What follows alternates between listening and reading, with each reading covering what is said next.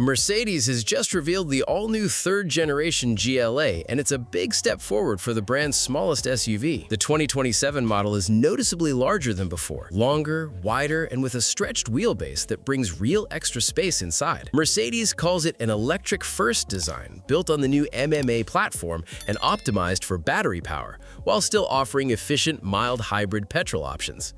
Pure electric versions launch first. They use an 800-volt architecture that delivers strong, real-world range and very fast charging. The entry GLA 200 Electric offers around 400 to 450 kilometers. Step up to the GLA 250 Plus and you can get close to 650 kilometers on a full charge. The range-topping GLA 350 4MATIC produces 260 kilowatts and hits 100 kilometers per hour in just 5.4 seconds. A 10-minute charge on a 320 kilowatt charger can add up to 270 kilometers of range. Electric models also gain a practical 107-liter frunk under the bonnet, while boot space sits at 410 liters. For buyers not ready to go fully electric, a new 1.5-liter turbo petrol engine with 48-volt mild hybrid assistance arrives in 2027.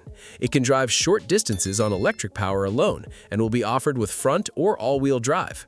Inside, the cabin is dominated by screens. Physical buttons have almost completely disappeared, replaced by the latest MBUX superscreen setup and a high-tech premium atmosphere.